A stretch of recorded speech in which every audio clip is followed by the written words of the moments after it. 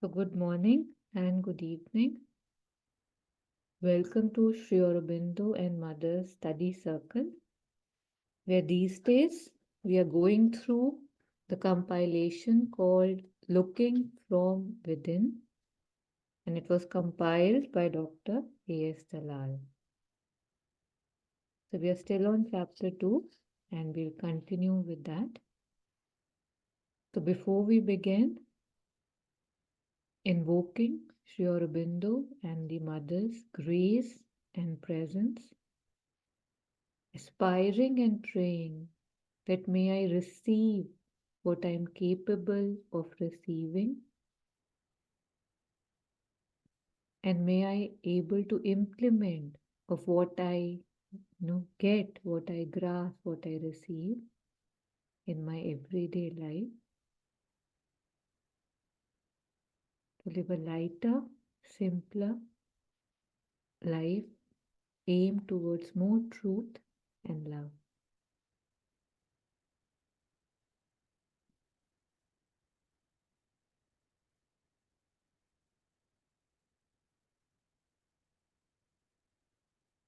Thank you.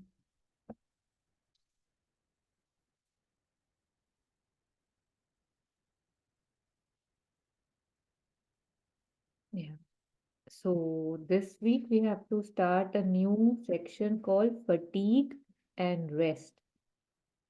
So if we are willing, we can take up one passage at a time.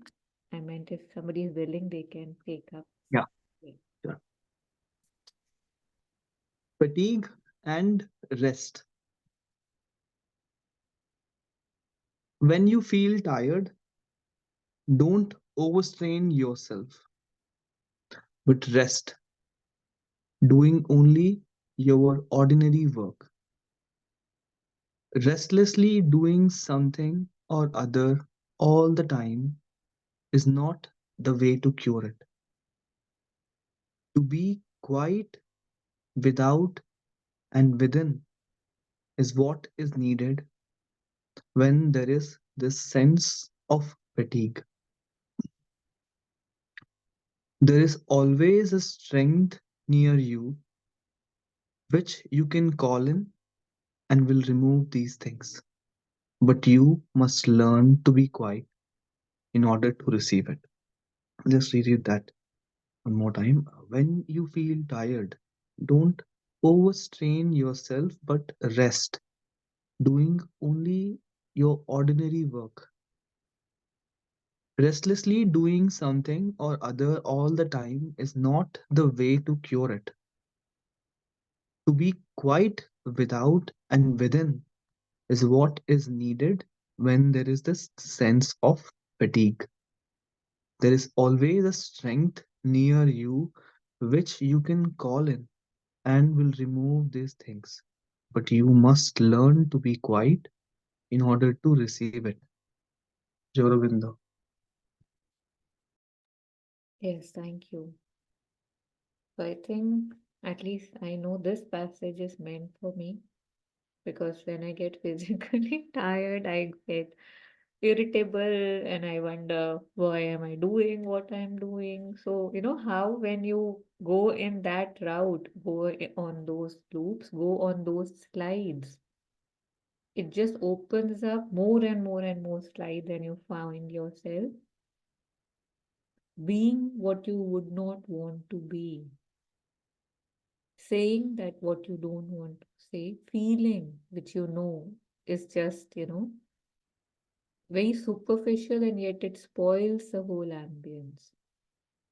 This is something now that I've started to experiment with. It's very beautiful and much needed.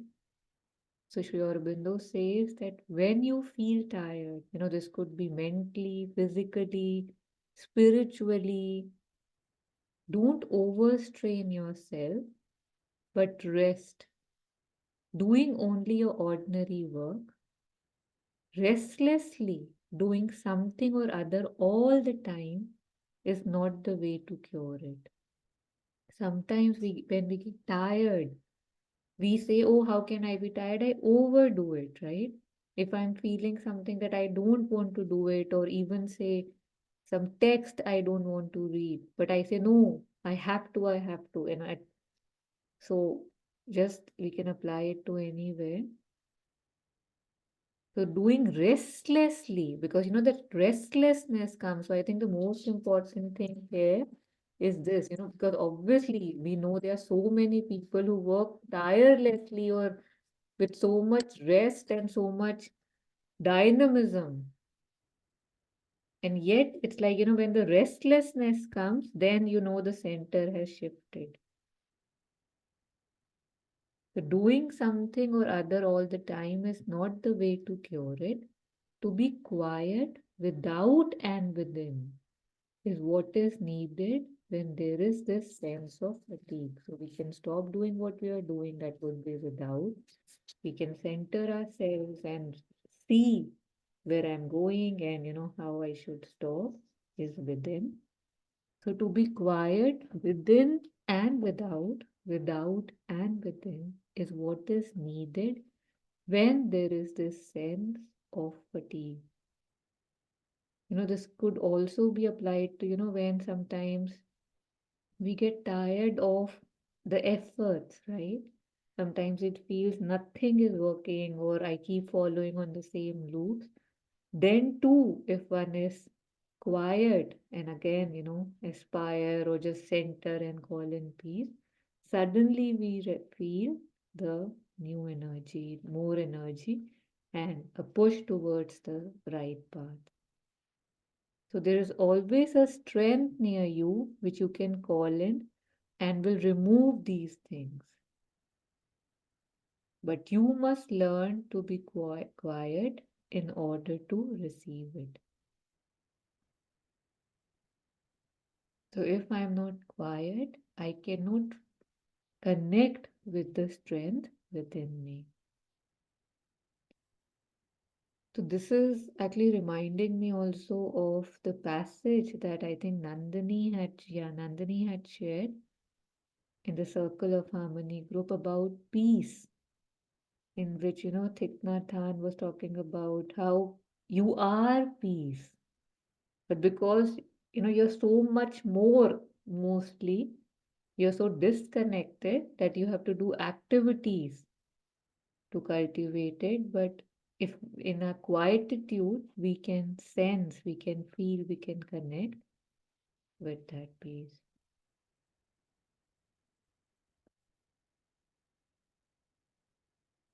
Yeah. Yeah, Taru.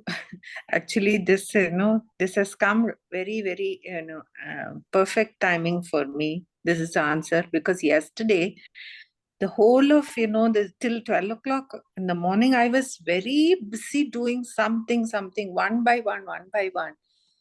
Then I became very tired and, agitated. Why I am like this? I could have stopped doing what I was doing. It's generally house cleaning and, maintaining the house. But still, I was not very happy with myself. What is this I'm doing? I'm doing so much, but still the house is not looking clean. What is this? Then, I thought I will read something or I'll hear something, but my mind was not just going anywhere. I was only agitated and irritated. So then I thought, no, I'm going to stop everything. I'm going to sit for some time with myself. I didn't concentrate at all. I just sat in the sofa and I was looking around. Within that, 5 minutes, I was quite comfortable. My body, my legs were aching, my back was paining. I couldn't express what I was going through. But after that, why am I like this? Nobody is going to ask me if I don't do. Why are you running? Why do you want to feel this, agitation? I asked myself, I sat, for about 15 minutes. After that, from nowhere, I got some energy. I went to the kitchen, I did something, and everything continued. The same way after the class, yesterday was the shloka class. So after the class, I was again very tired. Then I went out and walked on the grass for 10 minutes. Then I regained my energy. It was such a beautiful revelation yesterday, and today the message has come. Yeah, thank you so much for bringing it up. Yeah. Maybe, it's all ordinary things, not that we are straining ourselves, but still that even can make us, tired and restless. Yeah. Thank you.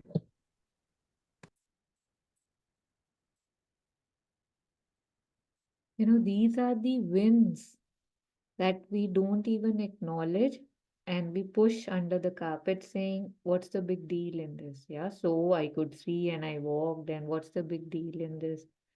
But when you hear it, like say, if I was to share what you just shared, you would say, oh, beautiful, you were able to do it. But it's like when I scold myself, or when I'm sad at, okay, some things that I am just stuck with, then I should also be happy or pat my back or thank grace, right? For these little wins, which are not little, but they seem little. I mean, it's like an obsession, right? Which just takes over, like this cleanliness also at times. We just get like something and it just, it's just like, it's like a fire. Okay, okay, now it's just going bigger and bigger and bigger. I remember, from Acharya Prashant once in a camp, he said something like this, कि, जो झाड़ू पोछे से उठ सके, like one who can rise above, like mopping and sweeping, then that you are on the path. Like he was kidding, but he said that, mostly what is our focus? Okay, let me do this, let me do that, let me do this, then I'll sit for meditation. And he said that let me do this, that never ends. So if you've decided a time, if that is it, you sit, right? And it's very difficult to sit if your chores are not done, if they are supposed to be done before you sit, for example. So then he had said that the one who can rest even in, utter chaos means that there has been some stability now inside, and you can calm yourself, you can center yourself in any situation. Yeah. But, as you rightly said, if things are, messy around, I can, even now it is like that only. But I thought, no, this 1 hour is for me. Let the things be like how they are. I will sit and I will, listen to the session. But, after so many years, it has come now. At least for sitting for 1 hour for what I wanted, the outside is not bothering me, at least for 1 hour, this 1 hour. But this needs lot of courage. Yeah. Actually, not, yeah, in the sense, it's a pattern, right? It's something that I'm giving importance to, right? But is it Yeah. that important is the question I need to ask myself. Sorry, Taru, I didn't get your question. I just said that, how we give priorities to things, right? Like Mm. since growing up, cleaning or sorting or sorted or Mm. arrangement or organization has been given too much importance to my life, right? Oh, And that yeah. is why it seems like a priority. And that is why it Mm. seems it would be very hard. But Yeah. what should be my priority? So that is the question. Because sometimes, when we sit for meditation, sometimes when there are some things which are pressing, I look at myself, it keeps coming. It keeps coming, as if that. So then I have to kind of say, a red light. Okay, stop. Okay, what's the issue? Can't it wait? What if you would have overslept? Then it would have waited. The answer is yes. So then I'm like, okay, wait. And then, but in the sense, sometimes you have to give that temper tantrum some attention, and then it settles down, kind of a thing. You have to question that, are you really needed right now? Because otherwise there's something, right, which keeps disturbing or not wanting us to, do it. See, these are all, little ordinary things, in life, but that creates lot of mess in the mind. Yeah. So this so what helps really, lot of things. So I have not cooked. So enna hoipa. We'll eat curd rice, no problem. So, so each day is a beautiful day to learn something new. Yeah. Thank you.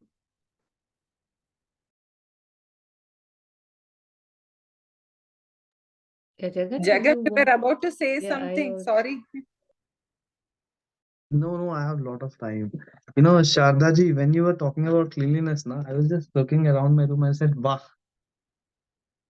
that's how dirty my room is." But anyway, ma'am, that line, can you open that one more time?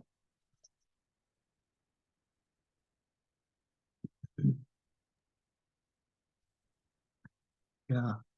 Here it said that to be quiet without and within, yeah, and there is always a strength near you which you can call. So I was just flipping through this pages, and in the self of mind, there is this line very similar to this. It says, silence listened to the cosmic voice, and it says, but answered nothing to a million calls. And the soul's endless question met with no response. And this is um so the answer is silence, based on what I'm reading there. To be quiet without Oh, and within. sorry. Yeah. Yeah, okay. Hmm. Yeah. Even before this, there was this in this canto, you remember there was something about that how silence is the key. That Yes. till there was this movement, they could not get it. Like Ashwapati could not get it. But the moment it got totally silent, suddenly things started revealing, right? So Yes. yeah, Yeah. yeah. So it says in the self of mind, but you know, visually, I remember this panicking state when um when something at work, especially when multitasking, there are sometimes deadlines. And when two, three people contact at once, I'm typing and replying and typing and replying, and at a second, na, I'm thinking, okay, अब क्या हो रहा है यहाँ पे? For a second, मतलब there is a moment where na, I forget even the alphabets and the numbers. I don't know anything, and I could see my hands shivering. So, it normally people say have self control or take a step back and all that, but silence is pretty good. Mm. Easy, matlab, not easy, but the most basic thing is just calm down. Just leave everything, like Shada ji was saying. Just leave everything and just calm down. So yeah, thank you. Mm.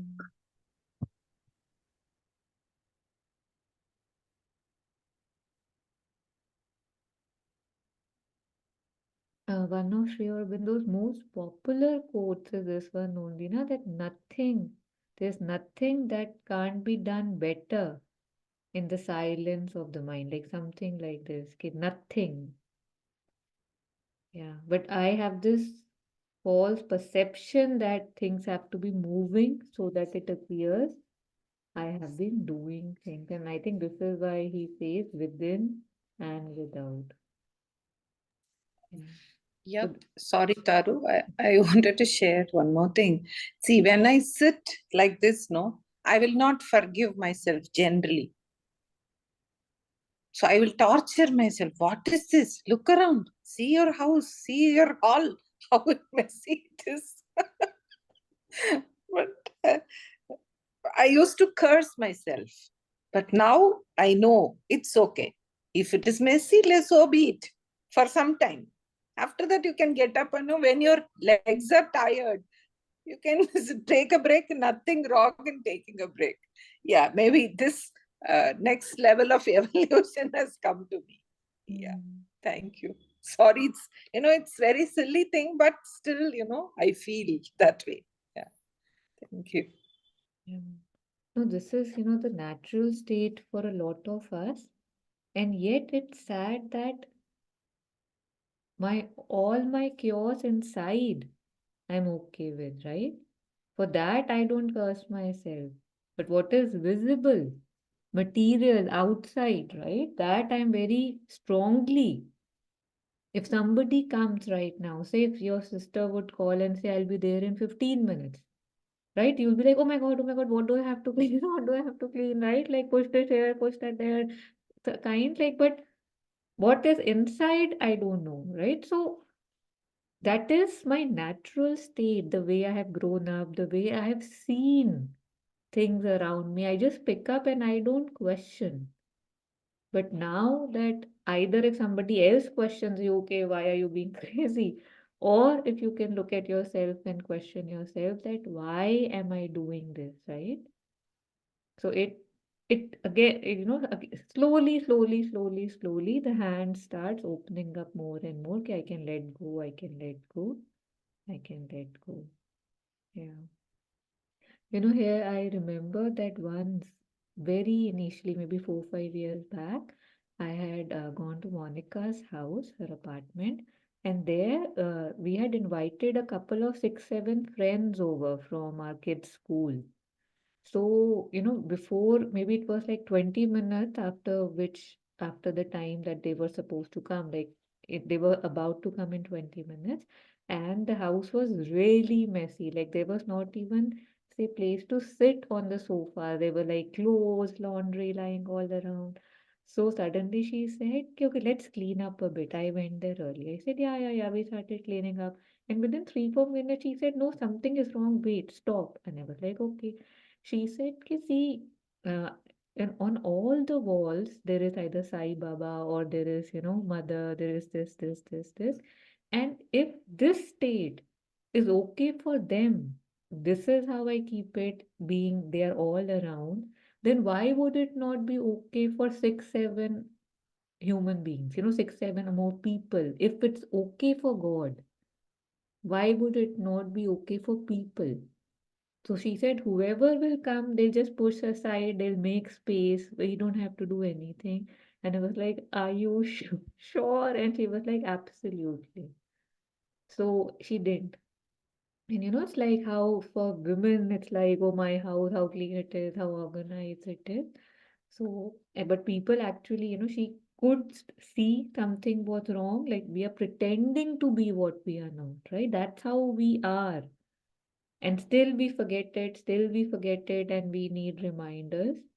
And yet, this is, I mean, I don't have to do it, but when you look at it, it feels inspirational that yes, this too can be done. So, yeah.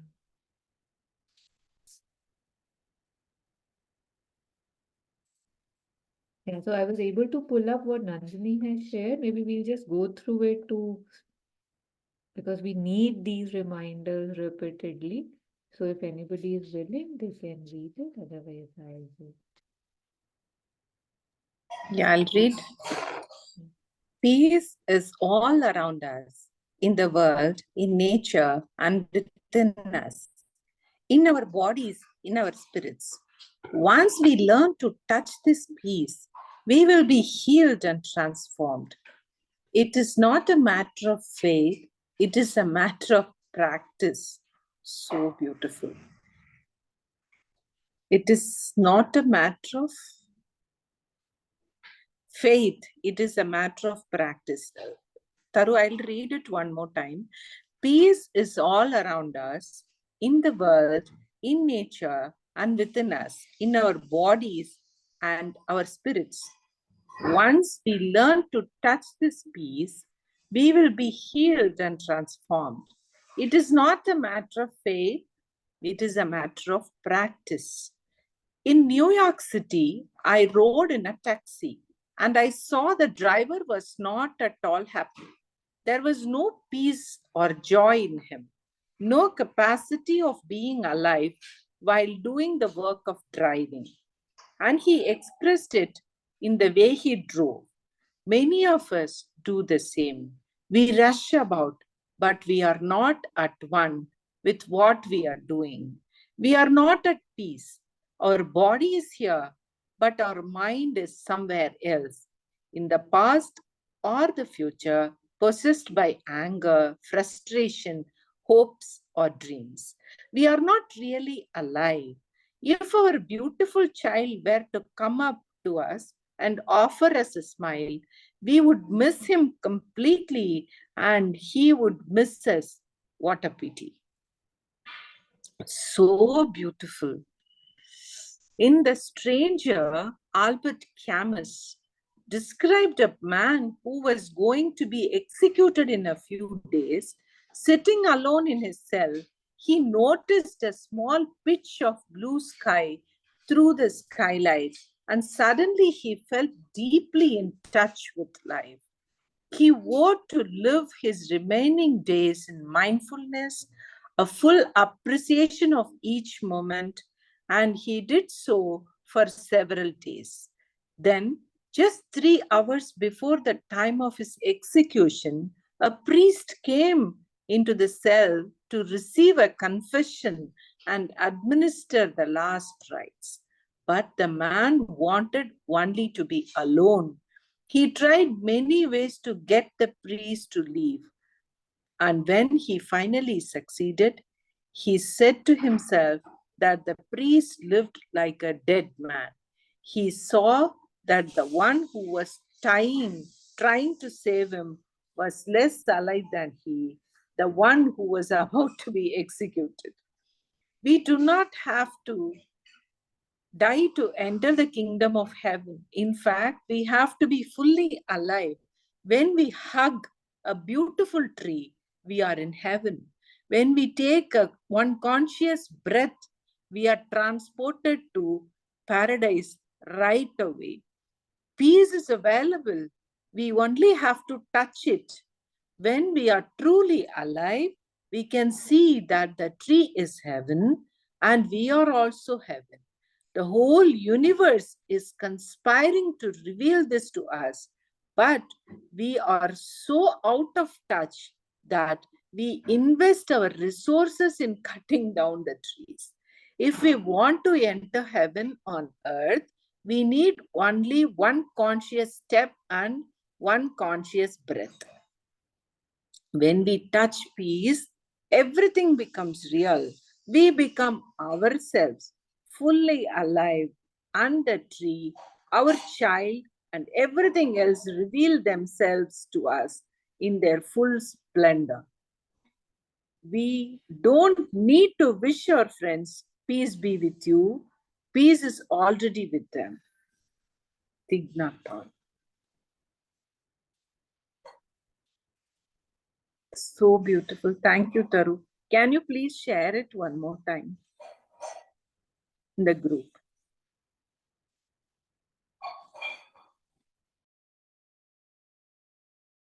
Yeah, I'll share it in this group as well. It was shared in Circle of Harmony today. I had also very strongly resonated. And especially the part where he says it's not a matter of faith, because that's what we always say, right? But it's a matter of practice. Yeah.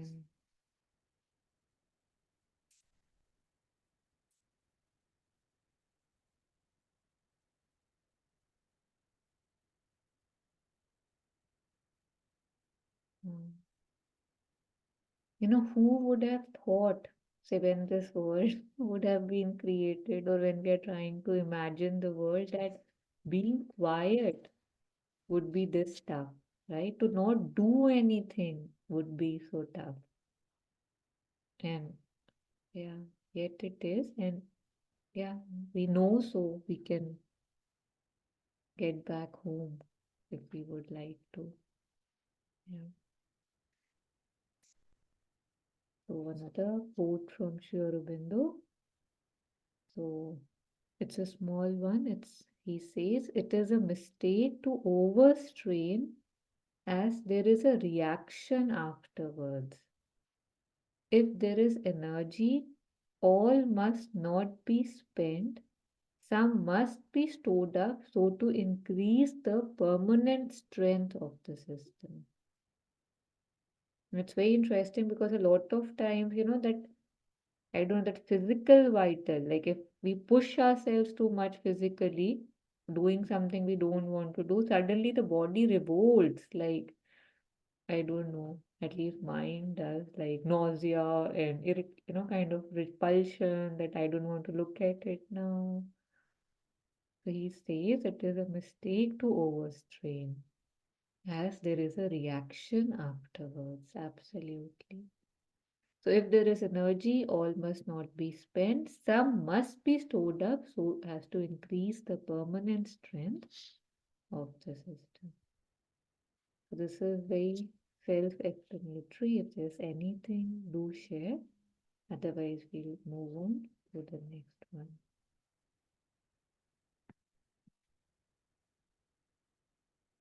Yeah. So if anybody is willing, we can take up this passage.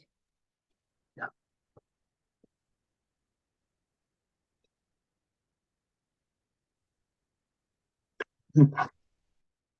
Think of your work only when it is being done, not before and not after. Do not let your mind go back on a work that is finished. It belongs to the past, and all rehandling of it is a waste of power. Do not let your mind labor in anticipation on a work that has to be done. The power that acts in you will see to it at its own time.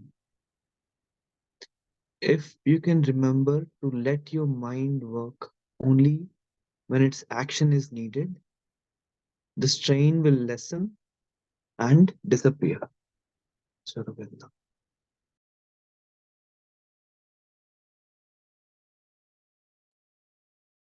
Yeah, very interesting.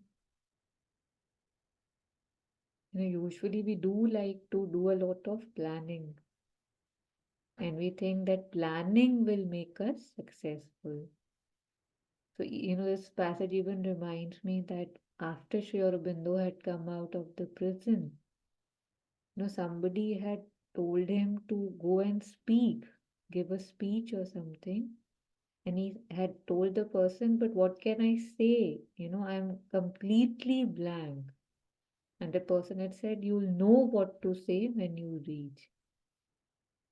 So, or maybe it was his mind who said it, I don't know. Or the higher voice, why would the mind say it? So, what I want to say is that, yeah, when people do, we as a society, as we have grown up, there's a lot goes in preparation, in planning, which has its place.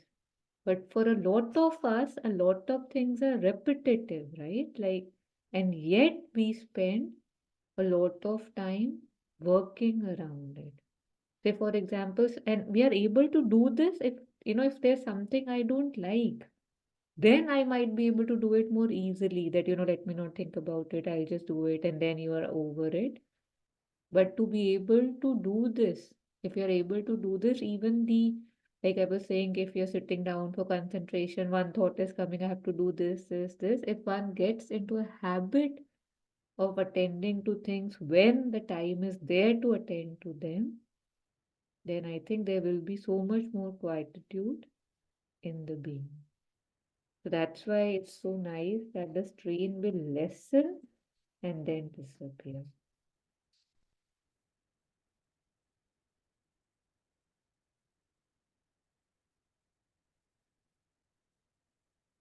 It belongs to the past, and all rehandling of it is a waste of power. But we keep doing that, right? If something happens, we have reacted a certain way, or if someone came and they did this, or somebody sent me a message which I don't know was not right, or if I send somebody something, I will keep opening the message and seeing what did I say, what did he say. So we like doing that. There's some delight, not good delight, but there's something we gain by doing that, and maybe we can try to stop, knowing for sure that it is a waste of power, waste of time.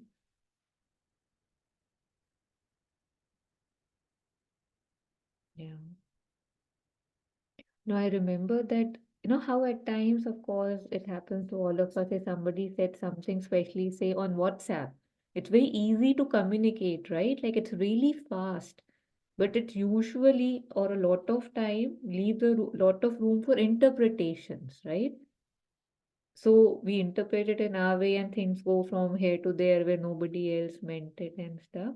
So a lot of years back, when I don't know whatever. So when I saw that, okay, I'm sending this, then I saw myself, there was a tendency to keep going back to reread what they had said, what I had said, as in to affirm myself in my mind that I was right.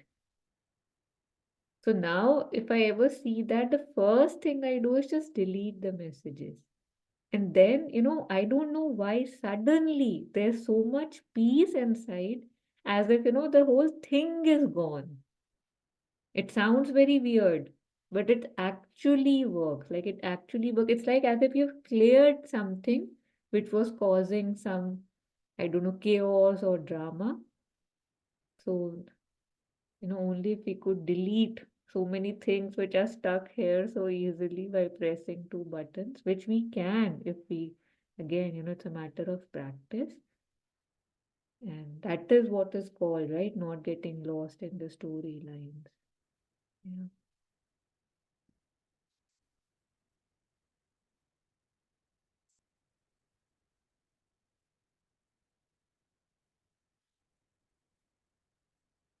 So if it's okay, we can move forward.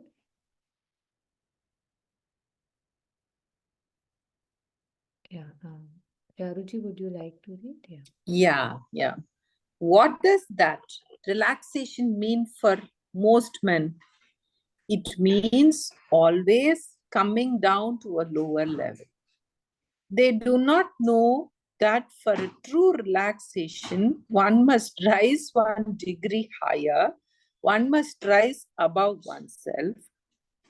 If one goes down, it adds to one's fatigue and brings a stupefaction. Besides, each time one comes down, one increases the load of the subconscious. This huge subconscious load which one must clean and clean if one wants to mount, and which is like fetters on the feet. It is not by sinking below oneself that one removes fatigue. One must climb the ladder, and there one has true rest because one has the inner peace, the light. So, the universal energy. And little by little, one puts oneself in touch with the truth, which is the very reason of one's existence. If you contact that definitively, it removes completely all fatigue. It's so surprising, no? We generally think that, seeing some WhatsApp, some videos will relax our mind.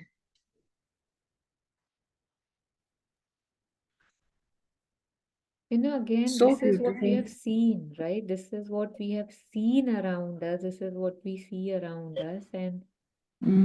And what really surprises me is like, especially, in the last few years when so much of our work is online.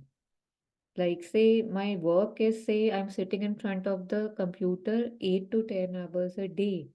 And then my relaxation would be watching movies on Netflix.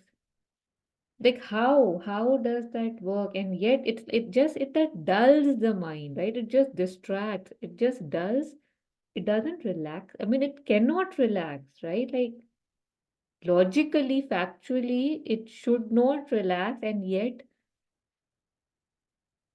a lot of us do that. Yeah. Yeah, actually, this is a trap. We want to keep seeing, something on the screen. Very true. Yeah.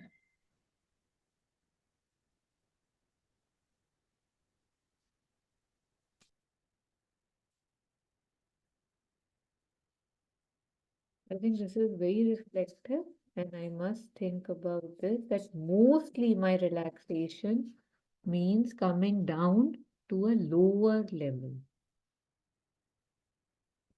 Like if things are hard, or if I'm feeling like monotonous, or if there is, I don't know, too much stress from work, what do? I eat something, right? Eat something which I normally maybe not even eat, but that is to treat myself. Or I just get lost in a movie, or I just call and I don't know, gossip. So usually it's about, movement, movement, movement. My relaxation, I think, comes from those superficial movements. So they, like men, do not know that for true relaxation must rise 1 degree higher. One must rise above oneself. If one goes down, it adds to one's fatigue and brings a stupefactions. It's like I think I'm remembering that curse from Harry Potter, right? Stupefy as you will just go, you will freeze, right? That's what the curse was, or the whatever you would call it, not curse, but the what you spell, the spell, yeah. So you become incapable of doing much after that, right? Like lot of people I know, they sleep with say the Netflix on, the YouTube on. They are not used to silence. So this is a fact that if one goes down, it adds to one's fatigue and brings a stupefaction. I don't know how you pronounce. Besides, each time one comes down, one increases the load of the subconscious. This is very interesting. So each time one comes down, one increases the load of the subconscious. This huge subconscious load, which one must clean and clean if one wants to mount, and which is like fetters on the feet, right? It stops me from going ahead. It is not by sinking below oneself that one removes fatigue. One must climb the ladder, and there one has true rest because one has the inner peace, the light, the universal energy. So, again, the quotes before and what we read from Thai, it's the same, pointing towards the same thing, reconnection, connecting with myself, being present. But I usually just distract. Oh, it's too much, it's too much. Let me look at that. Let me look at this. Very challenging in today's times. It's surprising that even Sri Aurobindo has wrote it at that time. There were no mobiles or, like at least the way we use them today. Yeah, definitely not. No mobiles, nothing.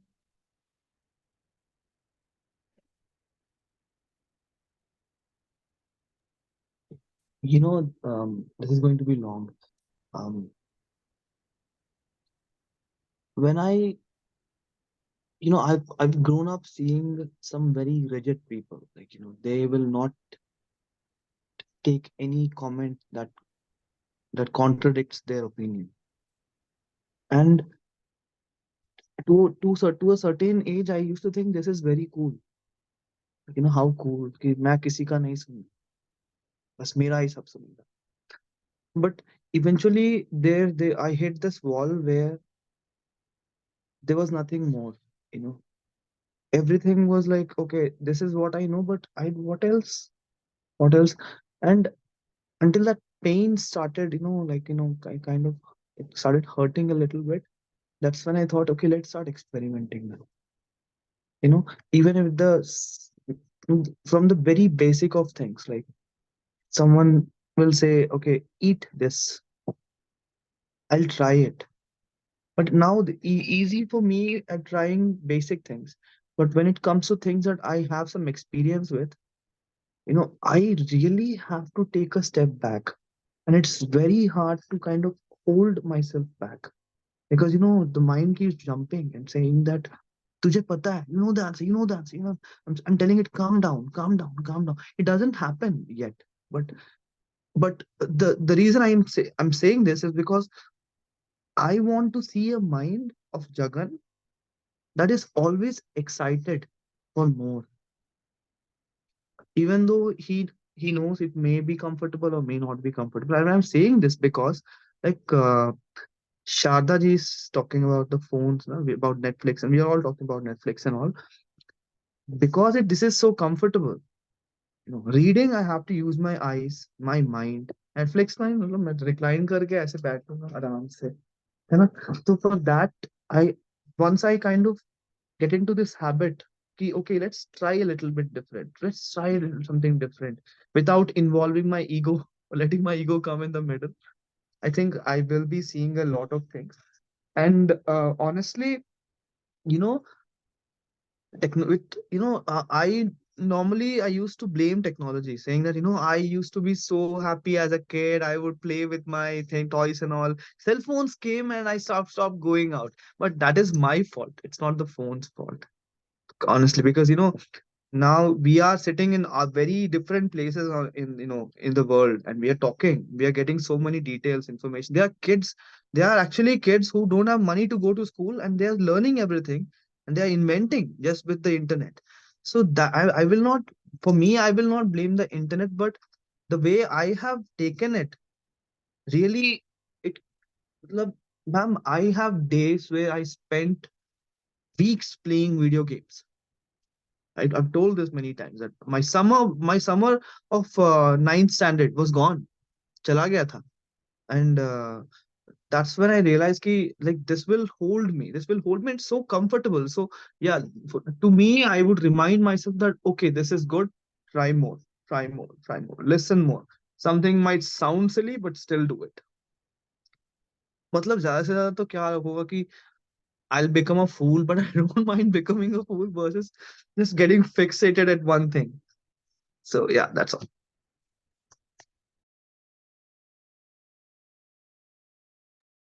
When you hear such things, how when somebody's saying, okay, while growing up, I saw someone, or more people who felt that they have to have the last word or the only word. And I picked it up thinking that, yes, that's power, right? That's a big life. And yet, when I started living it, there was no joy in it. I saw the stagnation. There was this quote I was reading, I don't know from whom, and he said that my life changed when I started saying I don't know. Because for the so many years of my life, I just, for everything I said, I know.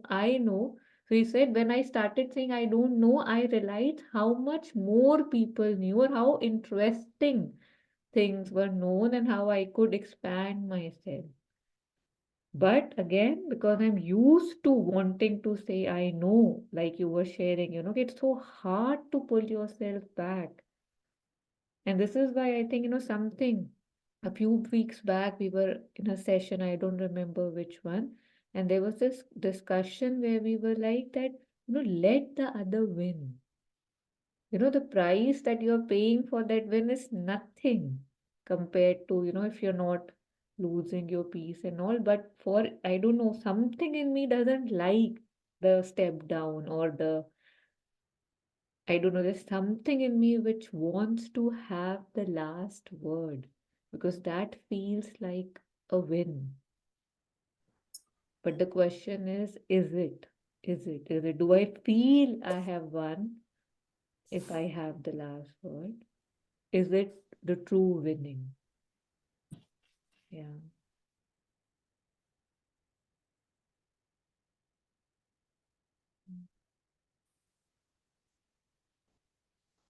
Yeah, Taru, here, when you said, it's a practice of I don't know really works.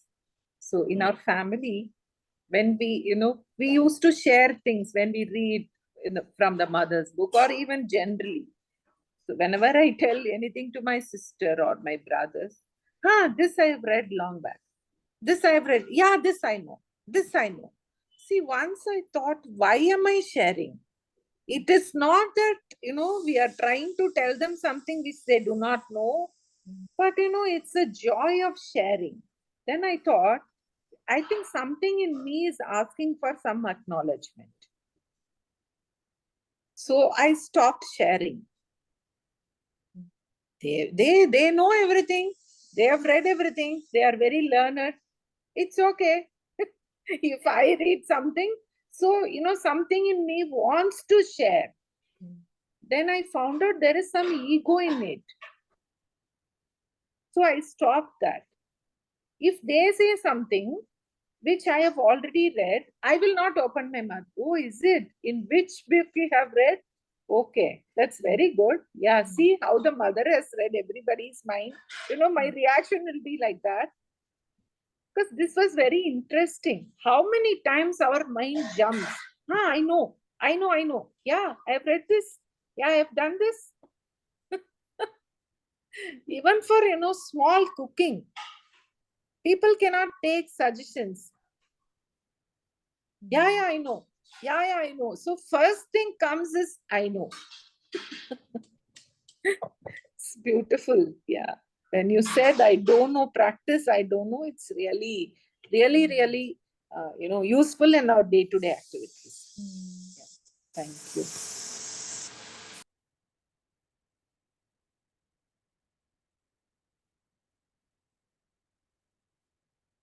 Especially in some relationships, you just,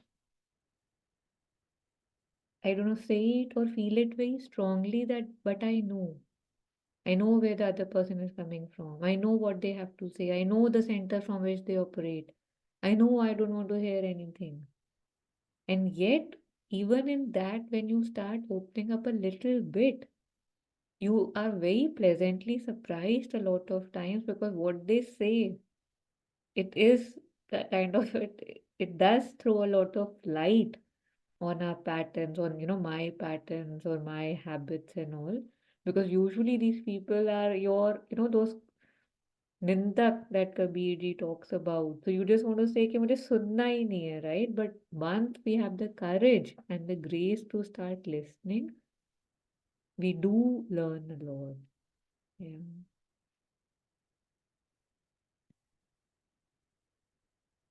Yeah. Anything else on this?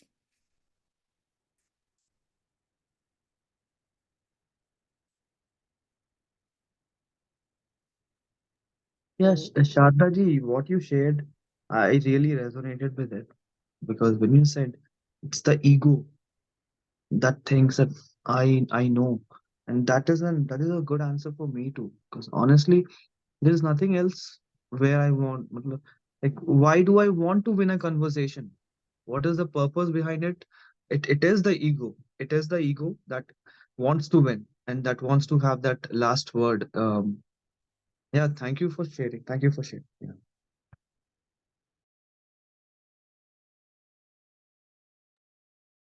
Jagan, on this, I was very surprised when I saw that, say, even with my 3-year-old, if we were playing, say, snakes and ladder or, Ludo, I wanted to win. It was, it's like I had to step back and say that, oh, he was so happy when he would win. But the natural reaction was after he started talking or ridiculing or saying, oh, I won. Then, before that, it was like you would always let the child win. But the moment that thing started, that competitive, let's see who wins. Like I had to look, I saw it and I was like, oh my God, like, am I crazy? So it's very inherent and you have to keep pulling it out. It's not that you have pulled it out in one situation and it goes. Like इतना ज़्यादा है हमारे अंदर that it's amazing how much there can be. Yeah.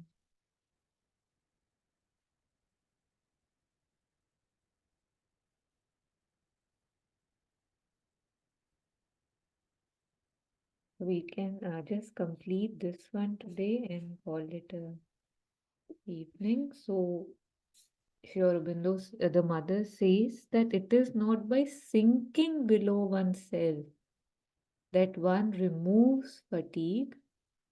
One must climb the ladder and there one has true rest, because one has the inner peace, the light, the universal energy.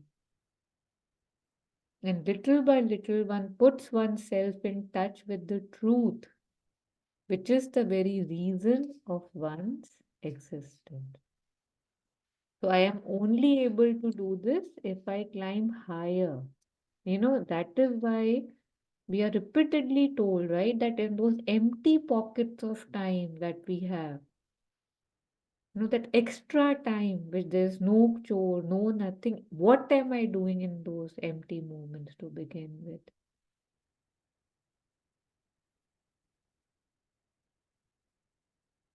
So little by little, one puts oneself in touch with the truth, which is the very reason of one's existence.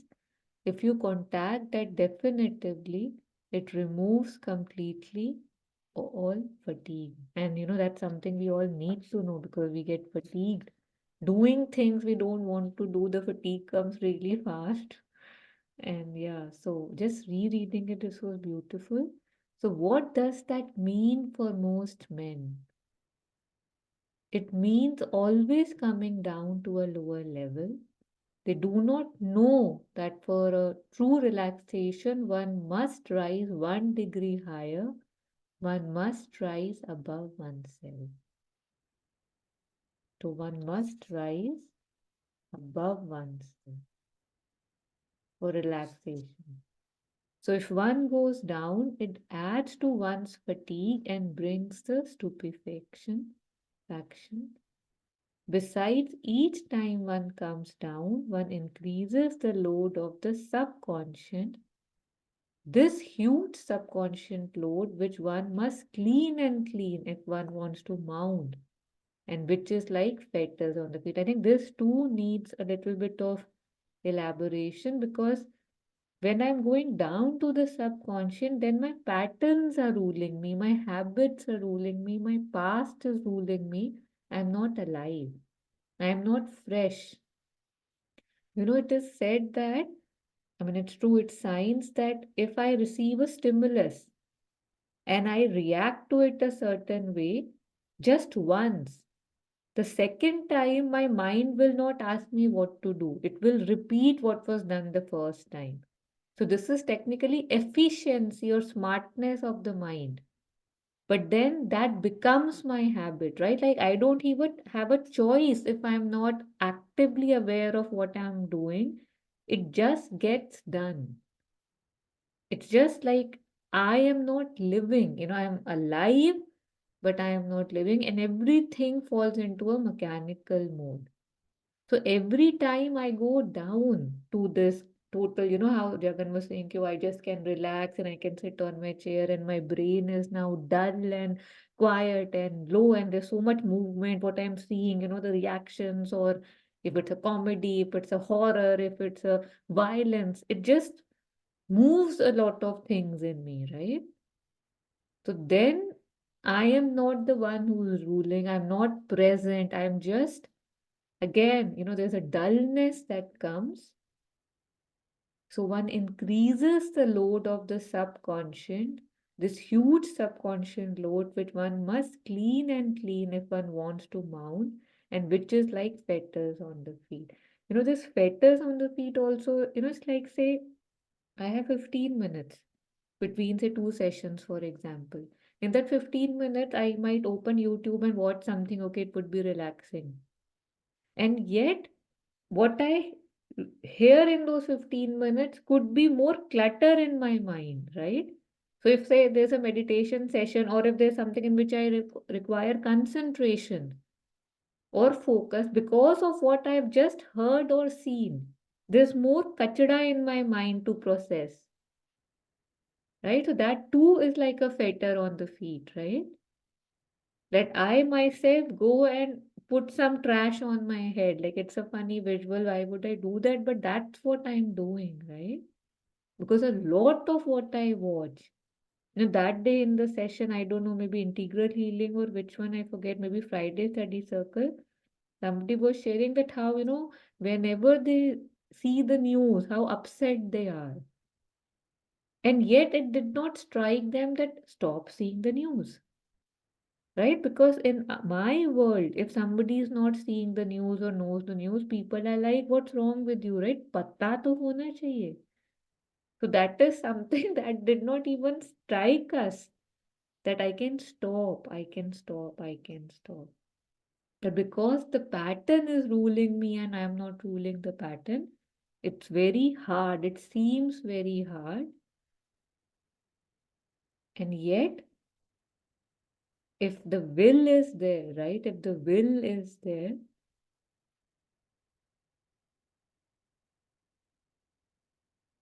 the other day I was listening to something from Alokda, and he was mentioning about a sadhak that, he told Sri Aurobindo that I must be, I have come this far because of my intellect.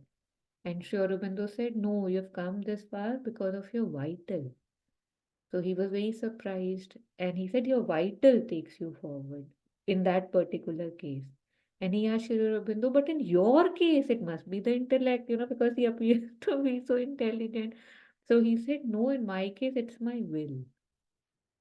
So it's my will that has taken me this far. So imagine the will that, for, I don't know, 40 years not coming out of the room. Like, unbelievable, right? Like, I don't know, it's just amazing. So here again, it's the will, the practice that Thai in his quote also was referring to. So besides each time one comes down, one thing here again that was coming to me, I should stop, the time is up, but when I do these things, when I pick up my phone or when I switch on the screen to see anything, it appears it's something innocent, right? Something just between the time, just filling in the blanks. But when we are reading this, one realizes that that's not the case, right? It's not innocent, it's adding to my load. So, another reason to be more, mindful, cautious of what I'm doing in my free time. So again, we don't have to take it as a load or a stress or a pressure, but slightly opening up to the possibility of this also might even start the process of wanting to decrease or say no to it eventually. So at least we can begin. So it is not by sinking below oneself that one removes fatigue. One must climb the ladder, and there one has true rest because one has the inner peace, the light, the universal energy. And little by little, one puts oneself in touch with the truth, which is the very reason of one's existence. If you contact that, that definitively, it removes completely all fatigue, the mother. It was very beautiful. Yeah. So, any last comments on this? I'll share this again on the group also so that more of us can read it. Okay, so we will end it here. Sorry for going a bit beyond and over, not beyond. Yeah, so again, just a heartfelt thank you to the grace, to the divine, for the ability for these sessions to grasp, to discuss, to know, to familiarize, to open ourselves to this knowledge, this wisdom, the truth or the glimpse of truth that I can access. May I get the courage and the grace to implement what I can from what I've read, I've heard, I have understood, praying more grace and more growth for everyone.